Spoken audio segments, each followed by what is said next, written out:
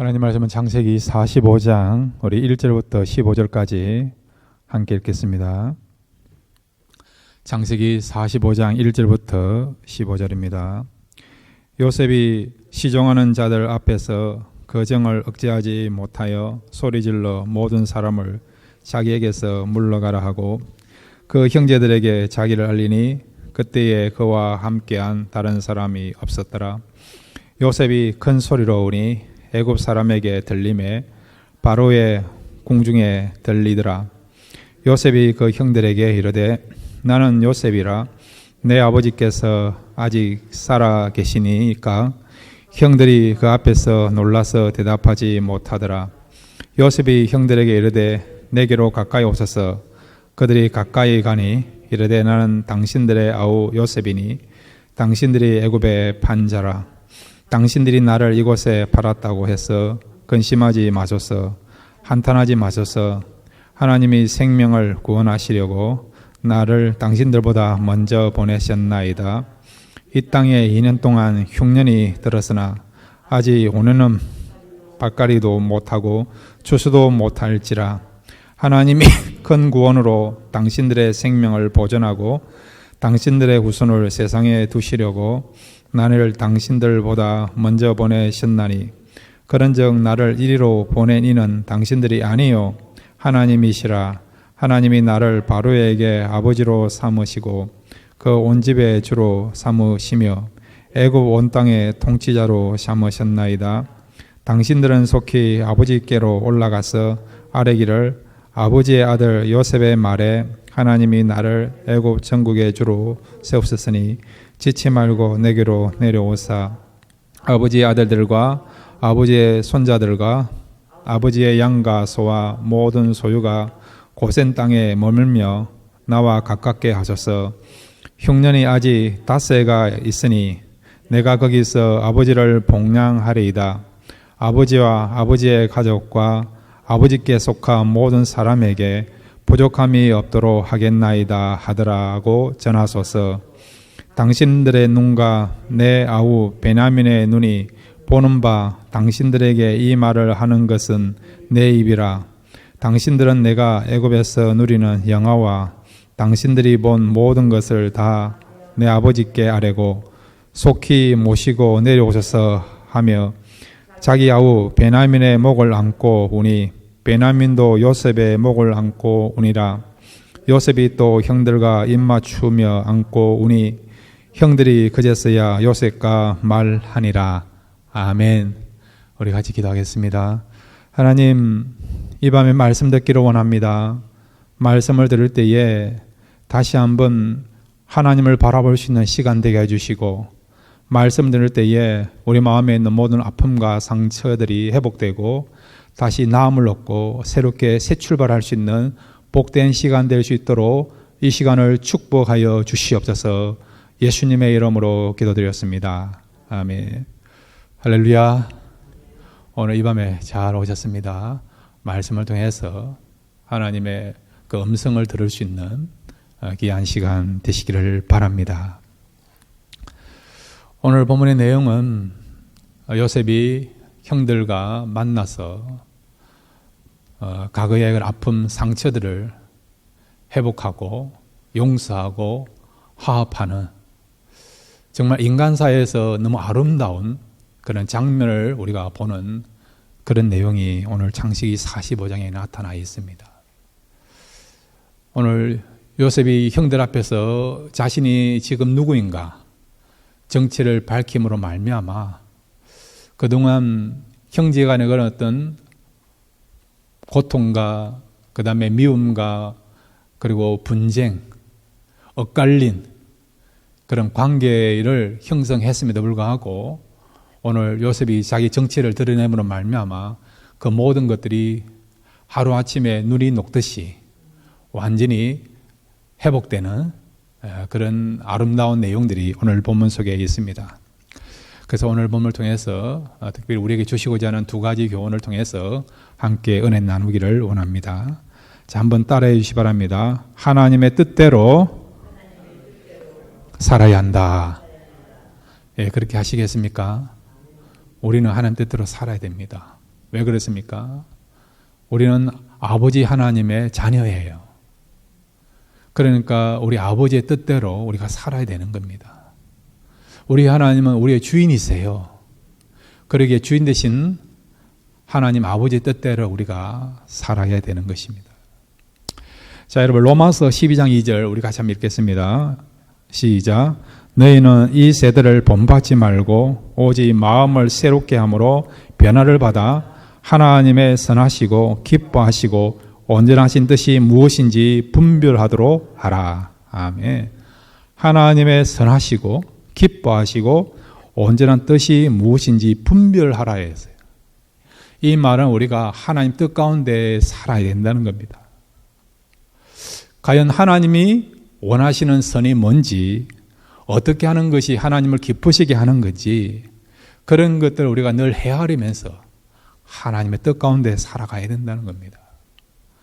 우리는 여러분 세상 사람들은 세상의 흐름대로 또 감정에 이끌려서 그렇게 살아서는 안 된다는 거예요. 여러분.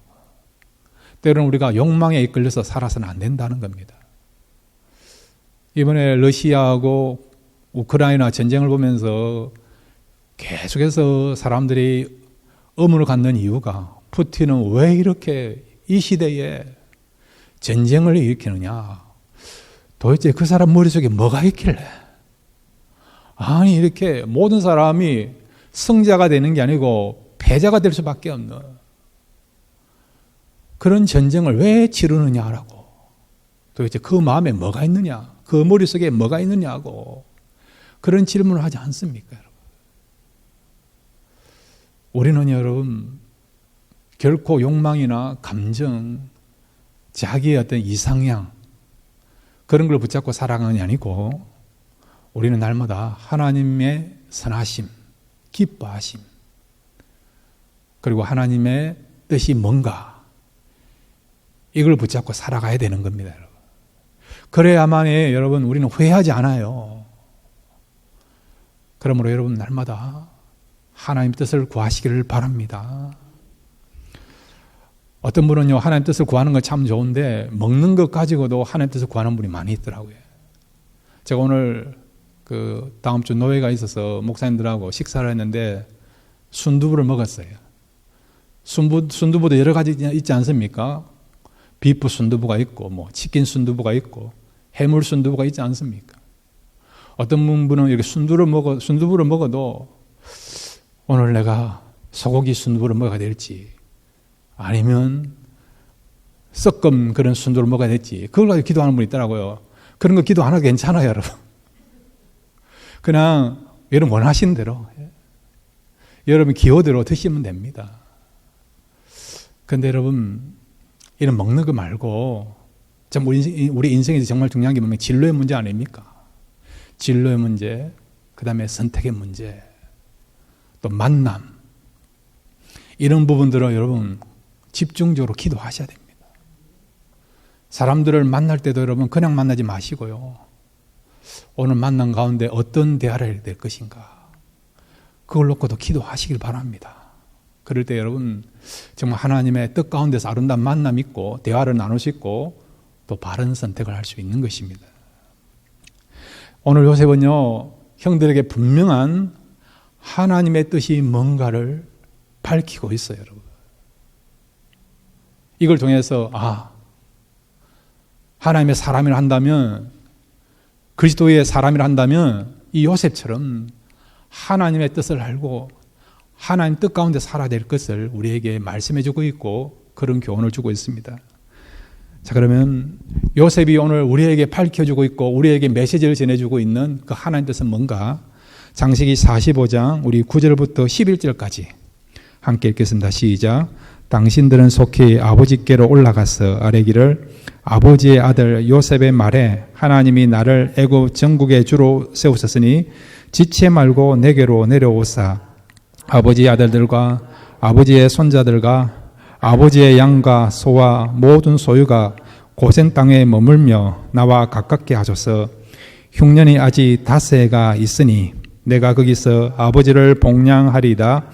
아버지와 아버지의 가족과 아버지께 속한 모든 사람에게 부족함이 없도록 하겠나이다 하더라고 전하소서. 아멘. 하나님께서 지금 요셉을 통해서 말씀해 주시는 그 하나님의 뜻이 무엇입니까? 무엇이죠?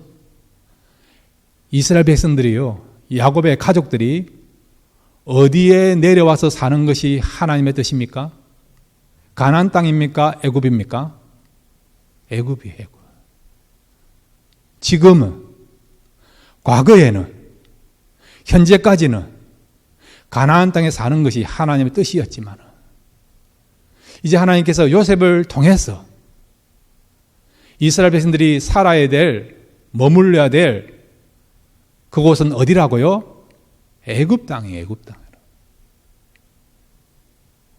이 요셉은 하나님 뜻을 알기 때문에 형들에게 이야기하지 않습니까? 빨리 가서 아버지와 모든 가족을 이끌고 이곳으로 오라고 이야기하지 않습니까?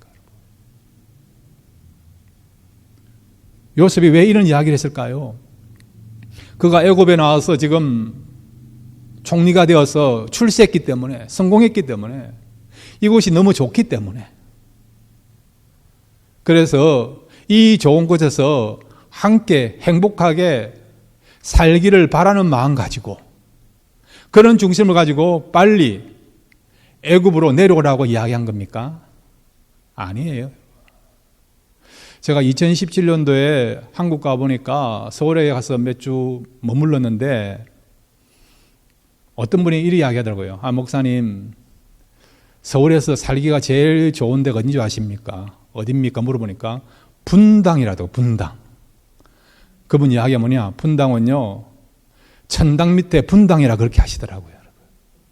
999당이라 그러더라고요. 지금 요셉이요, 애굽에 내려와가지고 총리가 된 거예요. 성공한 겁니다, 여러분. 출세한 겁니다. 부를 가졌고 명예를 가졌습니다. 권력을 가졌습니다. 그래서 그 가족들이 함께 와서 세계 최대의 그런 어떤 문명, 문화, 그런 편리함, 최첨단의 그런 어떤 기술들을 혜택을 누리면서 세상 사람들처럼 행복하기를 바라는, 행복을 추구하기를 바라는 그런 목적을 가지고요, 요셉이 아버지의 집에 속해 있는 모든 가족들을 애굽 땅에 내려오라고 이야기합니까? 아니에요. 그런 목적이 아니에요. 그런 의도가 아닙니다.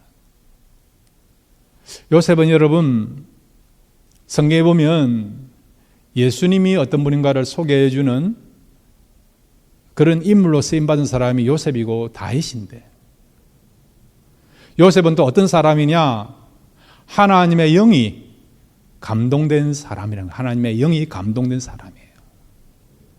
그 말은 그가 말하고 행동하는 것이 그냥 함부로 쉽게 감정이나 생각이나 경험에 의해서 살아가는 게 아니고 하나님 뜻 가운데 행하는 그런 사람이라는 것을 말씀해 주는 것이 그는 하나님의 영으로 말미암아 감동된 사람이라는 거예요, 여러분.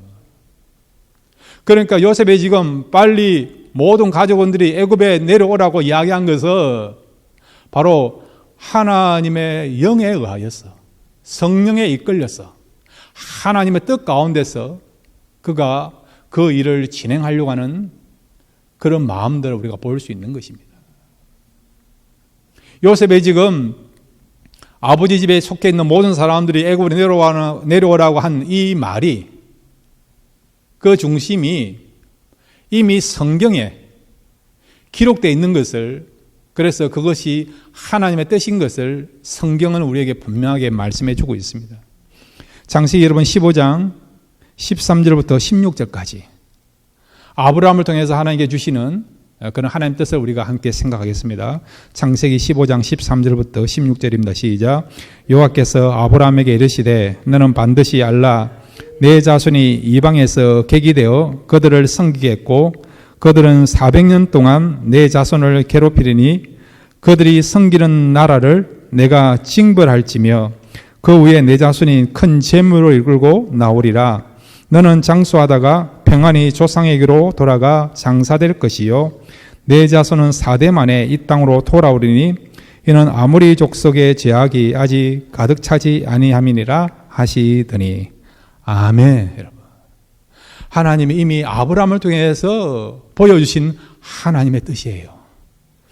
이스라엘 백성들이 가나안 땅에 살다가 애굽에 내려가서 살게 될 것을 말씀하는 것이죠. 400년 동안, 정확하게 말하면 430년입니다. 430년 동안 애굽에 내려갈 것을 하나님이 말씀하셨어요. 나올 때는 그냥 나오는 게 아니고 애굽 사람들부터 많은 재물을 얻고 나오게 될 것이다 말씀하신 거예요. 그대로 우리가 출애굽해 보면 이스라엘 백성들이 출애굽할 때에 그냥 빈손으로 나온 것이 아니고 애굽 사람들부터 많은 폐물과 그런 재물들을 얻고 계승 장군처럼 출애굽한 걸 우리가 알고 있지 않습니까? 그 다음에 4대 만에 돌아오게 될 것이다. 그대로 예언된 거예요, 여러분. 그러니까 이미 하나님께서는요, 요셉이 태어나기 전 아브라함에게 이미 이스라엘 백성들이 애굽에서 생활하게 될 것이고, 이제 가족으로 출발했지만 그 가족이 이제는 가족이 아니고요, 큰 민족을 이루어서, 그래서 하나님 때에 다시 애굽에서 나와서 가나안 땅으로 돌아오게 될 것이다. 이것이 하나님 뜻이란 것을 아브라함에게 말씀하신 것입니다. 그러니까 요셉이 지금 국무총리가 되어서 그의 가족들이 좋은 곳에서 잘 먹고 잘 살기 위한 그런 목적 가지고요, 개인적인 그런 어떤 생각에 의해서 아버지 집에 속해 있는 모든 가족들이 애굽에 내려오라고 이야기한 게 아니고 이미 아브라함을 통해서 말씀하신 그 하나님의 뜻을 붙잡고 그가 모든 가족원들이 애굽으로 내려오라고 이야기하고 있다는 것입니다. 그 다음에 여러분, 창세기 26장 2절에 보면 여기에는 애굽에 내려가는 것이 또 하나님의 뜻이 아니라는 것을 또 말씀해 주고 있습니다. 창세기 26장 2절입니다. 시작. 여호와께서 이삭에게 나타나 이르시되 애굽으로 내려가지 말고 내가 내게 지시하는 땅에 거주하라. 아멘. 애굽에 내려가는 것은 하나님 뜻이지만은 시기가 중요하다는 거예요. 내려가는 시기도 하나님의 뜻 안에 있다는 거예요. 야곱의 때에 요셉이 애굽의 국무총리가 될 때에 그때에 애굽에 내려가는 것이 하나님의 뜻이라는 거예요. 그리고 애굽에 내려가서 큰 민족으로 형성되면 그때 돌아오는 것이 또 하나님의 뜻이라는 거죠. 그런데 이삭 때는 내려가는 것이 하나님의 뜻이 아니라는 것입니다.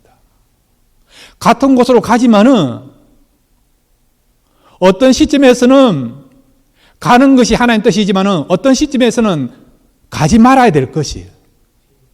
하나님의 뜻이라는 것을 말씀해 주고 있는 것입니다.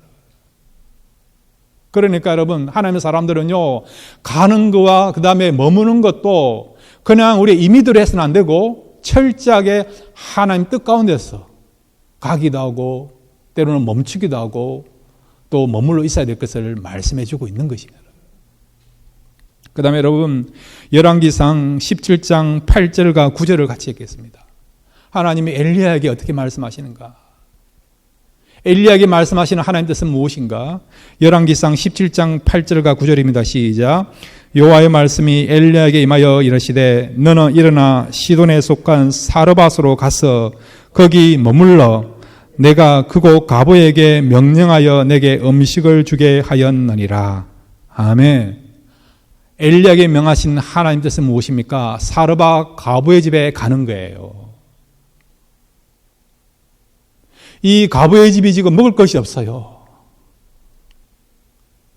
엘리야가 그 집에 도착했을 때는 빵 하나를 만들 수 있는, 한 끼 겨우 식사를 준비할 수 있는, 만들 수 있는 조금의 그런 밀가루와 그 빵을 구울 수 있는 조금의 그런 기름만 남아있는 겁니다. 진짜 찌들어지게 가난한 집에 하나님께서 이 엘리야를 보낸 거예요, 여러분. 근데 여러분, 이 엘리야가 이 사르밧 가보의 집에서 얼마 동안 있은지 아세요? 한 달요? 3개월요? 아니에요. 3년을 버티게, 3년을. 3년을 버티게 하지. 한 끼 겨우 식사를 제공할 수 있는 그렇게 가난한 집에 보냈지만은 엘리야가 3년 있는 동안에 굶은 날이 없습니다. 하나님이 제공하실 말미암아 3년 동안 그곳에 머물면서 다음 사역을 준비케 하신 것을 우리가 알 수 있지 않습니까? 엘리야가 지금 사르밧 과부의 집에 갈 때 자기 임의로 간 거 아니에요, 여러분. 하나님이 가라고 하니까 하나님 뜻 가운데 그곳에 간 거예요. 그러고 난 뒤 어디로 갑니까? 18장에 보면, 11개 18장에 보면 갈멜산을 올라가지 않습니까? 바알 선지자 450명과 아세라 신을 섬기는 400명의 선지자 합해서 850명과의 그런 영적인 전투를 벌리기 위해 갈멜산 올라가지 않습니까? 이 영적인 전투를 벌리기 전까지 엘리야는 3년 동안 사르밧 과부 집에 있은 것이죠. 철저하게 엘리야는 하나님의 뜻을 붙잡고 가라고 하면 그곳에 가고 머물러 하면 머물고 하나님 뜻 가운데서 이렇게 그의 진로를 결정한 것을 보게 되는 것입니다. 오늘 이 시대도 마찬가지예요, 여러분. 특별히 진로의 문제, 선택의 문제, 만남의 문제 기도하시면서 하나님 뜻을 구하시고 하나님 뜻 가운데서 여러분 바르게 행하시고 바르게 선택하시고 바르게 행동할 말미암아 우리의 삶이 정말 하나님의 인도하심 받는 그런 삶을 살아가시는 저와 여러분 되시기를 바랍니다. 두 번째로 여러분, 오늘 요셉이 형들과 만나서 이제 다시 죄하고 과거의 아픔과 상처를 치유하고 용서하고 화합하는 그런 이 본문의 내용을 통해서 또 우리에게 주시고자 하는 두 번째 교훈이 있습니다. 한번 따라해 주시기 바랍니다. 큰 구원을 위하여 살아야 한다. 예. 오늘 본문에 보면 요셉은 큰 구원이 있다는 것을 말씀해 주고 있습니다. 그것을 밝히고 있습니다. 그러므로 우리 역시도 이 요셉처럼 오늘 요셉이 이야기한 것처럼 우리도 남은 생에 큰 구원을 위해서 살아가는 삶을 살아야 된다는 것입니다. 자, 먼저 히브리서 2장 3절을 우리 함께 읽겠습니다. 히브리서 2장 3절입니다. 시작. 우리가 이같이 큰 구원을 등한히 여기면 어찌 그 보응을 피하리요. 이 구원은 처음에 주로 말씀하신 바요 들은 자들이 우리에게 확증한 바니. 아멘. 히브리서 2장 3절에 큰 구원이 있다고 말씀하고 있습니다. 자, 오늘 본문에 보면 또 큰 구원이 있다는 것을 말씀해 주고 있습니다. 창세기 45장 5절부터 7절까지 함께 읽겠습니다. 시작. 당신들이 나를 이곳에 팔았다고 해서 근심하지 마소서. 한탄하지 마소서. 하나님이 생명을 구원하시려고 나를 당신들보다 먼저 보내셨나이다. 이 땅에 2년 동안 흉년이 들었으나 아직 올해는 밭갈이도 못하고 추수도 못할지라. 하나님이 큰 구원으로 당신들의 생명을 보전하고 당신들의 후손을 세상에 두시려고 나를 당신들보다 먼저 보내셨나니. 아멘. 창세기 여러분 45장 7절에 보면 또 큰 구원이 있다는 것을 말씀해 주고 있지 않습니까? 자, 그러면 여러분 히브리서 2장 3절에도 보면 큰 구원이 있고 큰 구원을 등한히 여기면 안 된다고 말씀하고 있고, 그 다음에 창세기 여러분 45장 7절에도 큰 구원이 있다라고 요셉을 통해서 하나님께서 우리에게 말씀하고 있어요. 그러면 여기서 말하는 큰 구원은 뭐냐? 큰 구원을 우리가 생각하기 전에 여러분 큰 구원이 있다고 한다면 작은 구원이 있을까요? 없을까요? 있겠죠. 작은 구원이 있으니까 큰 구원이라고 이야기하는 거 아닙니까, 여러분? 그럼 어떤 것이 작은 구원이냐? 작은 구원은 뭐냐? 우리 현실적인 문제를 말하는 겁니다. 요즘같이 질병의 문제, 전쟁의 문제, 때로는 고통의 문제, 상처의 문제, 환경적인 문제, 이런 문제로부터 우리가 구원받는 것, 해결함을 얻는 거. 이게 뭐라고요? 작은 구원이에요. 작은 구원. 그러면 큰 구원은 뭘까요? 성경에서 큰 구원하면 여러분 우리가 크게 두 가지를 생각할 수 있어요. 첫째는 뭐냐? 죄로부터, 죽음으로부터, 저주와 멸망으로부터 구원받는 것. 이 구원이 뭐라고요? 큰 구원. 그래서 이 큰 구원을 등한히 여기면 안 된다는 거죠. 작은 구원보다 더 중요한 게 뭐라고? 큰 구원 아닙니까? 살다 보면 경제적인 어려움이 있어요. 관계적인 어려움이 있습니다. 질병에 대한 어려움이 있습니다. 그런데 그것보다 더 우리가 시급하고 중요하게 여겨야 될 구원은 뭐라고요? 큰 구원이에요. 큰 구원. 죄로부터 구원받아야 돼요. 죽음으로부터 구원받아야 됩니다. 지옥이라고 하는 멸망이라는 것로부터 우리가 구원받아야 돼요, 여러분. 작은 구원의 문제를 해결했지만 큰 구원의 문제를 해결하지 못하면 그거는 여러분 영원토록 후회스러운 일이 되는 거 아닙니까? 설령 작은 구원으로부터 여러분 어려움을 당한다 하더라도 큰 구원을 받았으면 여러분 안심하시고 다행이고 그것을 축복으로 여기시기를 바랍니다. 그러니까 우리가 예수 믿어서 구원받는 거, 천국 가는 거, 이것이 뭐라고요? 큰 구원. 큰 구원이에요. 또 하나의 큰 구원은 뭐냐? 바로 나의 가족, 이웃들, 나가서는 민족, 나라가 나를 통해서 구원을 받는 겁니다. 영적인 구원뿐만 아니라 현실적인 문제에서도 어려움으로부터 구원받는 것. 나 혼자만 영적인 구원뿐만 아니라 나 혼자만 어떤 어려움을 극복하는 것이 아니라 나를 통해서 다른 사람들도, 더 많은 사람들이 은혜를 받고 어려운 가운데서도 문제가 해결되고 회복되고 치유되고 이런 것이 뭐라고요? 큰 구원이야. 큰 구원. 그래서 요셉이 뭐라고 이야기합니까? 이 큰 구원을 위해서 하나님이 먼저 나를 보내셨다는 거죠, 여러분. 앞으로 여러분 온 세상에 큰 기근이 있을 것인데 가나안 땅에 있으면 이 기근으로 말미암아 사람들이 굶어 죽는다는 거예요. 가나안 땅에 있으면 하나님 뜻은 이스라엘 백성들이 한 가정으로 끝나는 게 아니고 이 야곱의 가정이 이제는 큰 민족이 되기를 바란다는 겁니다, 여러분. 큰 민족으로 나가기 위해서는 가나안 땅에 있으면 안 되고요. 애굽에 내려와야 된다는 거죠. 그것이 하나님 뜻이었다는 것입니다. 애굽에 와야만이 먹는 문제, 기근의 문제를 해결할 수 있다는 것입니다, 여러분. 그래서 이 문제를 해결하기 위해 하나님께서 먼저 요셉을 보냈다는 것이죠. 요셉 혼자 잘 먹고 잘 사는 것이 아니라 요셉을 통해서 이제는 나아가서 그의 가족들까지도 함께 어려움을 극복하면서 위기에서 벗어나서 행복하고 건강한 삶, 나아가서는 영적으로도 부유한 삶을 살기를 원하는 그것이 하나님 뜻이고 하나님이 그것을 원하시고 그래서 이런 구원을 이루기 위하여 이런 구원을 누리도록 하나님께서는 요셉을 먼저 사용하시고 그를 애굽에 먼저 보냈다는 것입니다.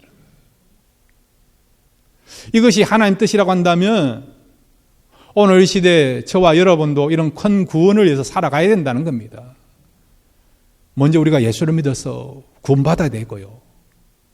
그뿐만 아니라 우리 주변의 사람들에게 먼저 가족원들에게, 친척들에게, 형제들에게, 나가서 이웃들에게 또 여러분들과 친하게 지내는 친구들에게도 복음을 전해서 그들이 진짜 큰 구원, 구원의 반열에 설 수 있도록 영생 얻을 수 있도록 그런 하나님의 백성이 될 수 있도록 이런 큰 구원을 위해서 우리가 수고하고 애를 써야 된다는 겁니다.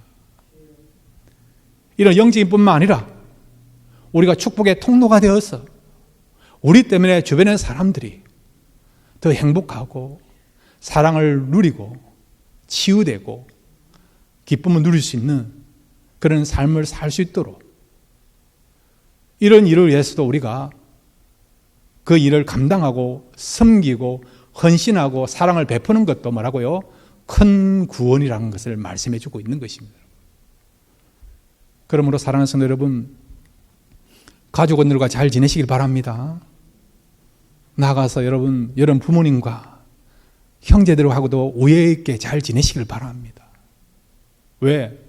하나님은 우리가 영적인 문제를 해결하는 것뿐만 아니라 우리 주변에 있는 그런 가족들에게, 친척들에게, 형제들까지도 그들을 섬기고 품고 사랑함으로 말미암아 우리가 진정한 축복의 통로가 되는 것이 하나님의 뜻이기에 하나님께서는 우리에게 이런 사명을 감당하려고 우리의 모든 필요한 것을 채우시고 공급하시고 은혜를 베풀어 주신 것입니다. 그러므로 사랑하는 성도 여러분, 구원을 위하여 힘을 쓰시길 바라고요. 이것뿐만 아니라 우리의 사랑과 헌신을 통해서 주변의 그런 가족들과 형제들까지도 우리의 헌신과 사랑을 통해서 하나님을 알고 하나님께 나와 예배드리며 신앙생활할 수 있는 그런 아름다운 역사가 일어날 수 있도록 이 일에 귀하게 쓰임받는, 그래서 큰 구원을 이루는데 아름답게 쓰임받는 저와 여러분 되시기를 주님의 이름으로 축원드립니다.